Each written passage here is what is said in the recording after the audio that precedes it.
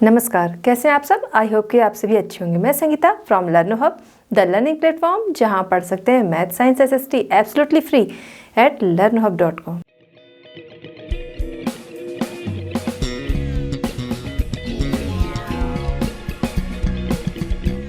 बच्चों, आज हम डिस्कस करेंगे NCERT solutions for class 10। Topic हमारा है the age of industrialization, question number 1।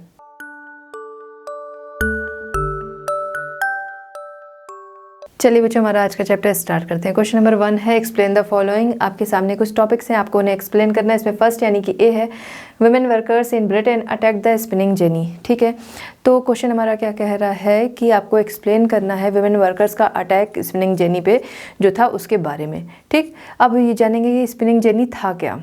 Spinning jenny क्या किसी पर्सन का नाम था जिसपे वुमेन जो थी बहुत गुस्सा हुई किसी वजह से और उन्होंने उस पर अटैक किया? नहीं, स्पिनिंग जेनी एक डिवाइस था जिसे कि 1764 में जेम्स हरग्रीव्स के द्वारा बनाया गया था। इस डिवाइस की खासियत क्या थी कि इसमें एक व्हील लगा होता था जिसको कि घुमा दिया जाता था व्हील को, और ढेर सारी स्पिंडल्स एक साथ लगी होती थी और उन पे जो धागे थे वो अपने आप स्पिन हो जाते थे, धागे उसमें लपेट दिए जाते थे अपने आप। ठीक है, बस व्हील चलाना होता था, तो इसमें बहुत ज़्यादा वर्कर्स की ज़रूरत नहीं होती थी और एक साथ ढेर सारी रील्स जो थी, स्पिंडल्स जो थी वो तैयार हो जा रही थी। ढेर सारी स्पिंडल्स तैयार हो रही थी, समय कम लग रहा था, वर्कर्स की ज़रूरत कम थी, तो इसलिए लोग जो थे वो इस मशीन का यूज़ करने लगे थे। और उस टाइम में क्या होता था कि ये जो धागे थे तो उनको जो वुमेन थी वो अपने घरों से ही ये काम कर लिया करती थी, उसे वो हाथों से लपेटती थी। अब हाथों से लपेटने में समय ज़्यादा लगता था, वर्कर्स भी ज़्यादा चाहिए होते थे। यहाँ पर यही काम इस मशीन से बहुत जल्दी हो रहा था और कम वर्कर्स में हो रहा था, तो इसीलिए कि अब इन वर्कर्स की जगह जो है वो ये मशीन ले रही थी, तो इसीलिए अनएम्प्लॉयमेंट के डर से जो वीमेन थी उन्होंने इस पर हमला करना, इन पर अटैक करना शुरू कर दिया। चलिए बच्चों, देखते हैं क्वेश्चन नंबर 1 बी है यहाँ पर क्या एक्सप्लेन करना है। In the 17th century merchants from towns in Europe began employing peasant and artisans within the villages. Question हमारा क्या कह रहा है कि 17th century में यूरोप के जो टाउन के मर्चेंट्स थे उन्होंने विलेजेस में जो आर्टिसंस थे और पेजेंट थे उनसे काम कराना क्यों शुरू किया। ठीक, तो अगर हम देखें 17th और 18th सेंचुरी में टेक्नोलॉजीज़ जो थी वो डेवलप हो रही थी और इस वजह से इंटरनेशनल मार्केट जो था वो एक्सपेंड हो रहा था। ठीक है, इंटरनेशनल मार्केट का विस्तार हो रहा था और साथ ही साथ बहुत सारी कंट्रीज़ जो थी वो अदर कंट्रीज़ को क्या कर रही थी, कॉलोनाइज कर रही थी। ठीक है, तो डिमांड जो थी चीज़ों की बढ़ती जा रही थी। अब जो ये डिमांड बढ़ती जा रही थी इसे पूरा किया जाना था। डिमांड कैसे पूरी हो सकती थी कि और ज़्यादा लोग जो है इस काम में इन्वॉल्व हों, लेकिन जो शहरों में पहले से लोग काम कर रहे थे वो बहुत ज़्यादा पावरफुल थे, उनके गिल्ड्स बन रखे थे। गिल्ड्स मतलब एक जैसे लोगों का ग्रुप। ठीक है, तो बहुत सारे बिजनेसमैन होंगे जो एक जैसा काम कर रहे हैं, उनका अपना ग्रुप बन रखा है। ठीक है, बहुत सारे ट्रेडर्स हैं वो अलग अलग ग्रुप्स बनाकर रखे हैं, तो उनके जो ये गिल्ड्स थे वो काफ़ी पावरफुल थे। ये क्या करते थे, जो भी काम हो रहा है उस पर अपना कंट्रोल रखते थे। मतलब जिससे काम करा रहे हैं, जो ये गिल्ड्स बन रखे थे, ये जिससे भी काम करा रहे हैं, मतलब जो पहले से काम कर रहे थे शहरों में, वो लोग जिससे भी काम करा रहे हैं उस पर अपना पूरा कंट्रोल रखते थे, चीज़ों पर अपना कंट्रोल रखते थे। जिससे काम करा रहे उसे बाकायदा ट्रेन करते थे। ठीक है, उसे कौन सी चीज़ मार्केट में किस कीमत में जाएगी ये सारा फैसला वो लेते थे। अच्छा, ये पावरफुल थे। ठीक है, एक साथ भाई मिलके काम कर रहे हैं तो पावरफुल थे, साथ ही साथ जो उस समय रूल कर रहा है जहाँ पर, उन्होंने भी इनको पूरी छूट दे रखी थी कि अपने अकॉर्डिंग ये काम कर सकें। अब इसी टाइम में क्या है, डिमांड चीज़ों की बढ़ रही थी, उस डिमांड को पूरा करना संभव नहीं था कि सिर्फ इनके जरिए, जो शहरों में काम कर रहे हैं इनके जरिए ही पूरा किया जा सके, या जितने लोग काम कर रहे हैं पहले से इनके जरिए पूरा किया जा सके। अब जो नए मर्चेंट्स थे, ठीक है, जैसे हम देखते हैं किसी भी कोई एक प्रोडक्ट है वो आया मार्केट में, फिर बहुत सारे अलग अलग ब्रांड्स जो हैं वो उसको बनाने लगते। पहले कोई एक ब्रांड ही बनाता है एक प्रोडक्ट को, फिर बहुत सारे ब्रांड्स बनाने लगते हैं। वही चीज़ यहाँ पर है कि अलग अलग ब्रांड, अलग अलग जो लोग हैं नाम अलग दे देंगे ब्रांड का, बट क्या रहेगा, बनाएंगे वही चीज़। तो बहुत सारे लोग उस मार्केट में आना चाह रहे थे, बट ये गिल्ड्स जो इतने पावरफुल थे ये किसी नए को उसमें आने नहीं देना चाहते थे। इसी वजह से जो नए मर्चेंट्स थे इन्होंने गाँवों, शहरों से गाँव की तरफ रुख किया, और जो गाँवों में पेजेंट थे, आर्टिसंस थे, उनके पास कितनी खेती हो रही है, किसी के पास खेती कम है, किसी के पास कभी खेती कम हो रही है, तो इसलिए उनको भी ये ऑफ़र अच्छा लगा। जब उनसे कहा गया कि हम आपको पैसे दे रहे हैं, आपको ये काम करना है, तो उनको भी ऑफ़र अच्छा लगा, उन्होंने एक्सेप्ट कर लिया। क्यों अच्छा लगा?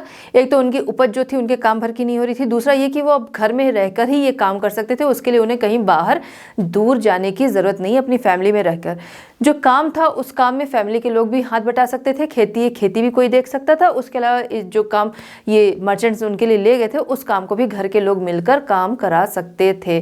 तो इसी वजह से इन्होंने जो कंट्री साइड के पुअर पेजेंट एंड आर्टिसंस थे उन्होंने एक्सेप्ट कर लिया जो मर्चेंट्स उनके लिए ऑफर लाए थे कि वहाँ से काम कराएं। तो यही रीज़न था कि शहरों में चीज़ों की डिमांड बहुत ज़्यादा बढ़ रही थी। शहरों में जो गिल्ड्स बन रखे थे, जो लोग काम करा रहे थे पहले से, वो नए लोगों का प्रवेश उसमें नहीं होने देना चाहते थे और डिमांड तो थी। इसी वजह से जो मर्चेंट्स थे यूरोप के शहरों के, वो क्या किए, उन्होंने रुख किया गांवों की तरफ का और गांव के लोगों गांव के जो पेजेंट थे और आर्टिसंस थे उनसे काम कराना इन्होंने शुरू किया। ठीक है।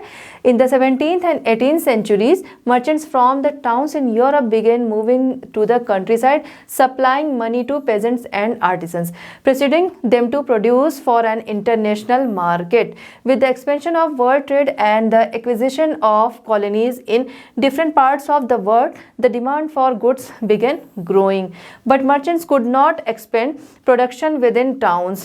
ठीक है। This was because here urban crafts and trade guilds were powerful. ठीक है, ये पावरफुल थे क्योंकि एक तो इन्होंने अपने गिल्ड्स बना रखे थे, अपने ग्रुप बना रखे थे, अपने फैसले लेते थे, उसके अलावा रूलर की तरफ से भी इन्हें पावर दे दी गई थी। It was therefore difficult for new merchants to set up business in towns. ठीक है, तो ये मेन है कि उनके लिए डिफिकल्ट था कि वो क्या करें, अपने बिजनेस को वहाँ पर लगा सकें। इसी वजह से वो क्या किए, शहरों से गाँवों की तरफ चले गए। चलिए बच्चों देखते हैं क्वेश्चन नंबर 1 का सी है यहाँ पर, the port of Surat declined by the end of the 18th century. ठीक है, 18th सेंचुरी के एंड में सूरत पोर्ट जो था वो डिक्लाइन पर क्यों आ गया, वो डिक्लाइन क्यों हो गया, हाशिए पर क्यों आ गया। तो अगर हम देखें मशीन इंडस्ट्रीज जब आई हैं उसके पहले का टाइम देखें तो Indian cotton textile, Indian silk textile जो था उसका पूरी तरह से दबदबा था इंटरनेशनल मार्केट पे। यहाँ से चीज़ें तैयार होती थी और इंटरनेशनल मार्केट में डिमांड थी तो वहाँ पर जाती थी। इसके लिए काम कौन करता था, जो इंडियन मर्चेंट्स थे, इंडियन बैंकर्स थे, वो इसमें पैसे लगाते थे क्योंकि यहाँ के जो वीवर्स थे या फिर यहाँ के जो फार्मर्स थे वो तो उतने अमीर थे नहीं। ठीक है, तो यह क्या था कि इनको पैसे, जो फाइनेंस का काम करते थे Indian merchants and Indian bankers जो थे, ये फाइनेंस का काम करते थे, अपने पास की पूंजी भी लगाते थे, लोन पे भी लेते थे क्योंकि इन्हें पता है कि मार्केट में डिमांड है, चीज़ें जब हम सप्लाई कर देंगे तो फिर हमें पैसे मिल जाएंगे, तो इसलिए वो लोग इसमें पैसे लगाते थे। अब जो इंडियन मर्चेंट्स एंड बैंकर्स थे इसमें पैसे लगाते थे। पहला तो ये लोग क्या करते थे, फाइनेंसिंग प्रोडक्शन, तो प्रोडक्शन के लिए पहले तो ये फाइनेंस का इंतजाम करते थे, व्यूअर्स को पैसे दे देते थे। व्यूअर्स जब कपड़े रेडी कर देते थे तो ये उन कपड़ों को ले जाते थे carrying goods and supplying exporters, तो कलेक्ट करते थे गुड्स को और फिर उसको ले जाकर एक्सपोर्टर्स जो होते थे उनको सप्लाई करते थे। अब ये चीज़ें जो थी वो पोर्ट पर जाती थी, पोर्ट के जरिए वो इंटरनेशनल मार्केट में जाती थी। ठीक है, सामान रेडी हो गया, सामान रेडी हो गया, एक्सपोर्टर जो थे उनको सप्लाई हो जाता था, वहाँ से वो फिर इंटरनेशनल मार्केट में जाता था। ये सारी चीज़ें होती थी सूरत एंड हुगली पोर्ट से। ठीक है, जिसके जरिए ये जो मर्चेंट्स थे और जो इनलैंड एरियाज थे जहाँ पर काम हो रहा है वो, और कह सकते हैं ये पोर्ट, ये सारे क्या है एक दूसरे से लिंक थे। इस तरीके से काम होता था।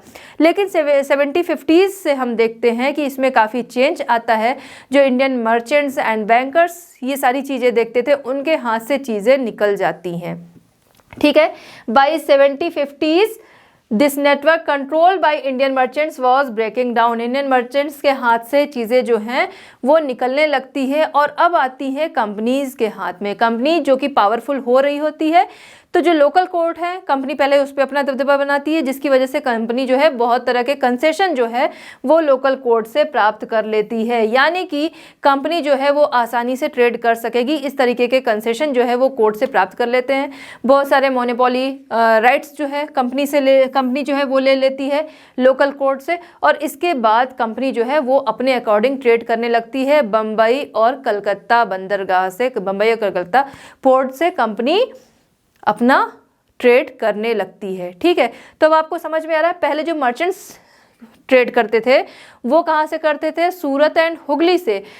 कंपनी आ गई, कंपनी के हाथ में पावर आ रही है, कंपनी कहाँ से कर रही है, वो कलकत्ता और बम्बई बंदर पोर्ट से वो कर रही है ट्रेड। ठीक, तो इसकी वजह से पुरानी चीज़ें जो हैं, यानी कि पुराने पोर्ट जो हैं उनका यूज़ कम हो रहा है, नए पोर्ट्स का यूज़ ज़्यादा होने लगा, जिसकी वजह से जो पुराना यानी कि सूरत पोर्ट जो था वो डिक्लाइन हो गया। ठीक है, आपको समझ में आ गया होगा कि जब तक वो मर्चेंट्स के हाथ में था, जब तक मर्चेंट्स वहाँ से ट्रेड कर रहे थे, तब तक क्या था कि सूरत पोर्ट से हो रहा था। जब कंपनी के हाथ में आ गया तो कलकत्ता और बम्बई पोर्ट से होने की वजह से सूरत पोर्ट जो है वो डिक्लाइन पर आ गया। चलिए बच्चों देखते हैं क्वेश्चन नंबर 1D। डी है यहाँ पर, the East India Company appointed gomasthas to supervise weavers in India. Question हमारा क्या कह रहा है, यहाँ पर आपको एक्सप्लेन करना है कंपनी द्वारा गोमास्ता को इंडियन वीवर्स को सुपरवाइज करने के लिए अपॉइंट किया जाना। ठीक है, तो 1960s एंड 70s के टाइम में जब तक कंपनी जो है उसके अंडर में बंगाल और कर्नाटक नहीं आए थे, तब तक कंपनी को बहुत ज़्यादा फाइट करनी पड़ती थी। किसके लिए? इंडियन क्लोथ्स जो थे उनके लिए, इंडियन टेक्सटाइल के लिए बहुत फाइट करनी पड़ती थी। किसके साथ? क्योंकि इंडियन क्लॉथ जो था उसकी बहुत ज़्यादा डिमांड थी, फाइट होती थी, पुर्तगीज़, डच, फ्रांसीस इन सभी के साथ होती थी, बोली लगती थी, मोल भाव होता था, जो अच्छे रेट दे रहा है उसे सामान दे दिया जाता था, उसे ये गुड्स दे दिए जाते थे। तो कंपनी को वहाँ पर फाइट करनी पड़ती थी। अब कंपनी क्या चाहती थी? अपने हाथ में ये कंट्रोल लेना। तो जब कंपनी के हाथ में सत्ता आ गई तो कंपनी ने चाहा कि पूरी तरह से उसका अधिकार हो, इसे एक्सपोर्ट करना, इसकी सप्लाई करना, ये सब कुछ हमारे हाथ में हो। ब्रोकर्स जो हैं उन्हें पूरी तरह से ख़त्म कर दिया जाए, यानी कि बीच में बिचौलिए जो हैं वो ना रहें। कंपनी अपने अकॉर्डिंग इनको सप्लाई कर सके, और इसके अलावा जो इनकी लागत मूल्य आ रही है उसे कम किया जाए, उसे घटाया जाए। इसके लिए कंपनी जो थी उसके लिए उन्होंने गोमास्ता की नियुक्ति की। गोमास्ता जो कि पेड सर्वेंट होते थे और ये पूरी तरह से इंडियन वीवर्स जो थे उन पे कंट्रोल रखते थे, यानी कि इंडियन वीवर्स को सुपरवाइज करते थे। साथ ही जब सामान जो था वो रेडी हो जाता था उसे कलेक्ट करते थे, और उसको फिर उसकी क्वालिटी जो थी उसे भी एग्जामिन करने का काम होता था गोमास्ता का। ठीक है, तो गोमास्ता क्या करते थे? इंडियन वीवर्स को सुपरवाइज करते थे, सप्लाईज को कलेक्ट करते थे, और क्लॉथ की जो क्वालिटी होती थी उसे एग्जामिन करने का काम करते थे। ठीक, तो कंपनी ने यानी गोमास्ता की नियुक्ति की, किस लिए की? इंडियन वीवर्स को सुपरवाइज करने के लिए, पूरी चीज़ों पर अपना अधिकार लेने के लिए, अपने अधिकार में चीज़ों को लेने के लिए। गोमास्ता क्या करते थे? इस तरीके से एग्जामिन वगैरह करते थे। इसके अलावा ये जो इंडियन वीवर्स थे उन्हें पहले से एडवांस में पैसे दे दिया करते थे, और अब जो इंडियन वीवर्स इनसे पैसे ले लेता था उसे क्या करना पड़ता था? पैसे लेने के बाद जो इंडियन वीवर्स थे वो अदर बायर्स के लिए काम नहीं कर सकते थे, तैयार माल किसी और को नहीं दे सकते थे, क्योंकि उन्होंने गोमास्ता से पैसे लिए, इसलिए उन्हें गोमास्ता के लिए ही काम करना पड़ता था। हालांकि ये गोमास्ता जो थे ये बाहर से थे, इसलिए इनका व्यवहार जो था वो बहुत ही बुरा था इंडियन वीवर्स के साथ। ठीक है, तो यहाँ आपको समझ में आ गया कि इंडियन वीवर्स को सुपरवाइज करने के लिए गोमास्ता की जो नियुक्ति थी वो किस लिए थी? वो क्योंकि कंपनी को जो सप्लाई थी वो सही से नहीं मिल रही थी। जब कंपनी के हाथ में सत्ता आ गई तो कंपनी पूरी तरह से सप्लाई पर अपना अधिकार चाहती थी कि वो जब चाहे, जिसे जहां चाहे वहां पर वो सप्लाई करे। ठीक है, इसके अलावा बिचौलियों को खत्म किया जाए, लागत मूल्य को कम किया जाए, इसके लिए गोमास्ता की नियुक्ति की गई। तो बच्चों इस तरह हमारा ये वीडियो और ये क्वेश्चन होता है कंप्लीट। बाकी के क्वेश्चन के लिए मिलते हैं नेक्स्ट वीडियो में at Learn Hub. Learn Hub free है पर बेस्ट है।